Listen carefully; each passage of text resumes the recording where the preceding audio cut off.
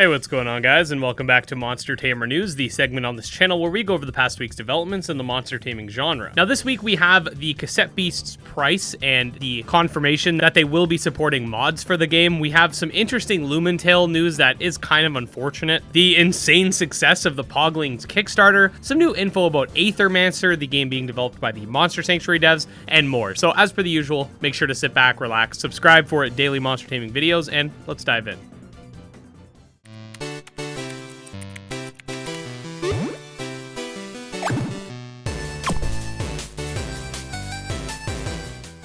Alright, so first things first, the developers of Monster Sanctuary and the upcoming title Aethermancer recently put out a devlog which goes into the similarities and differences between the two games, which I do highly recommend you check out, which can be seen on their Discord server, linked below. To sort of generalize, the game will have some similarities such as 3-on-3 battles, a wide array of skills, and an emphasis on buffs and debuffs, and the type of battle complexity you'd expect from a Moirai game. In terms of differences, however, the game will be a roguelite, which centers around a main hub area that will evolve over time as you venture out into these randomly generated worlds. Losing runs will cause your monsters to die, though you'll be able to keep their souls, whatever that means, and there will be some sort of intrinsic progression as you go, but since it's a roguelite, you can expect a lot of progress to reset when you fail. Furthermore, the game does feature its own version of mana, which in this game is actually shared between all of your monsters, and the skills that'll be learned through level up actually give you a choice of 3, and these are actually randomly selected from that monster's skill set in order to make each run feel unique. I'm definitely looking forward to seeing more of Aethermancer as it progresses. Speaking of devlogs, the Cassette Beast developers put out one discussing the price point of the game, which if you don't already know is going to be $19.99 USD or $29.99 USD for the deluxe version, which includes the soundtrack, a digital art book, some in-game cosmetics, etc.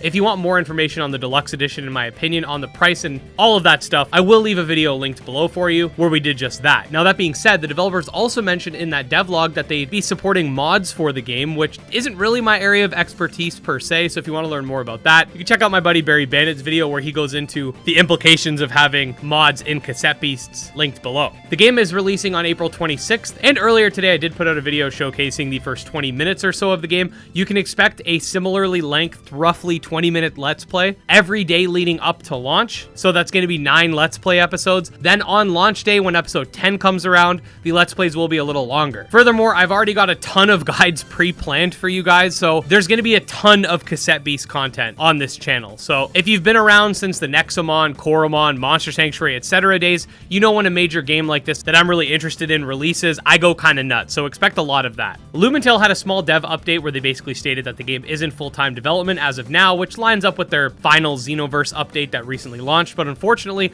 we did get some bad news. And I think a lot of us saw this coming, but one of the major backers ended up backing out, which brought them below the procedural levels stretch goal. Now, if you weren't around during the time when the Kickstarter was live, there was an instance where someone had backed a large sum and then backed out and then backed that large sum again. And this is something that I've noticed in recent times with a lot of Kickstarters where people will back a large amount to kind of troll the developers. It happened with that Dinosaur Kingdom game. I think it even happened with that card game that A-Drive was making. I don't know if these are just disgruntled Pokemon fans who don't want to see other monster taming games thrive, or if it's just some sort of neckbeard living in their mom's basement. But either way, it is pretty sad to see that people have that much time on their hands and are willing to go out of their way to get people's hopes up. That being said, we don't know if this specific case is that person that was backing and unbacking over and over again, or if it's just someone else and they actually did have genuine problems. So I don't want people going all cyber sleuth over this. We don't really know the context of the situation. The Poglings Kickstarter has been absolutely killing it, with it hitting over 230,000 USD, which absolutely destroyed its Kickstarter goal. Now, this is a game that is inspired by the Chow Garden from a Sonic game that I never played, but basically it's a monster raising sort of pet sim game where the monsters can race each other,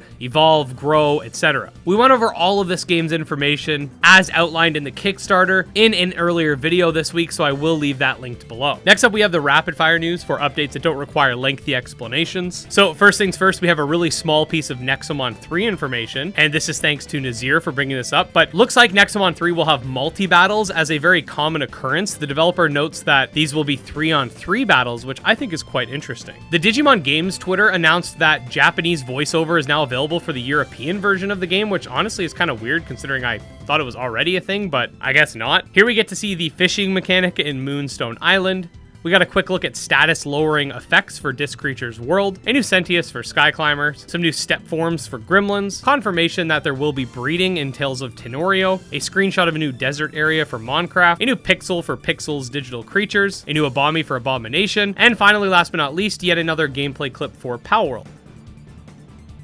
So yeah, guys, pretty interesting week overall. I'm really looking forward to getting more Lumentale news moving forward. I really want to know more about Nexomon 3, and I'm extremely excited for the release of Cassette Beasts. Like I said, we're going to be simping over this game hard because I think it's really good. But yeah, if you want to stay up to date on all things monster taming and get a ton of Cassette Beast related content next week, definitely subscribe to the channel. We're almost at 60K.